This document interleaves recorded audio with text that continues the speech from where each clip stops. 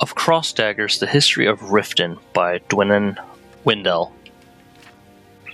Situated on the eastern banks of Lake Honrich, the city of Riften serves as a reminder of a bygone era. The once proud streets and buildings have vanished and have been replaced with a collection of wooden structures and rough stonework shrouded in a permanent fog-like mist. In order to understand how such a large city became nothing more than a glorified fortress, one need only look to the history books for answers. Riften was a major hub of activity for trade caravans and travelers to and from Morrowind.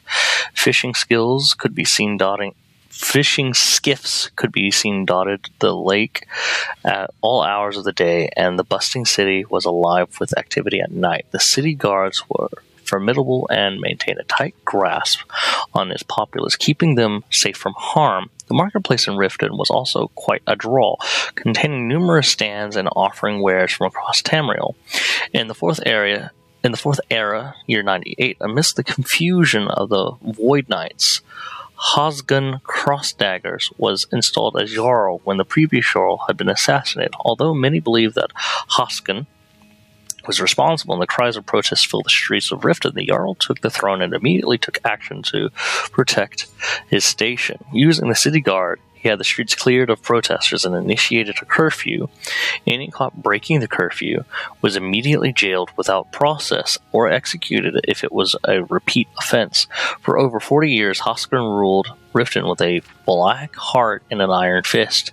He imposed ridiculous taxes upon his subject and any merchants that wished to sell their wares within the city walls. Hoskin kept most of the coin for himself, using it to construct a massive wooden castle with unnecessarily lavish quarters within.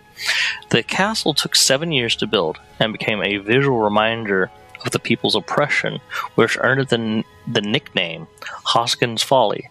Towards the end of his reign, the streets of Riften became littered with refuse, and its people plagued by disease and hunger. Then, in 4th Era 129, the people had finally had enough. With their numbers, they were able to temporarily overrun the city guard, long enough to set Hoskin's Folly on fire, with the greedy Jarl still within. As the lighting commenced, the fire spread through the city unchecked. By the morning, the people had emerged victorious, but not without great cost. Most of the city was now in ruins, and many had died. It took 5 years to rebuild Riften into a smaller city that it is today.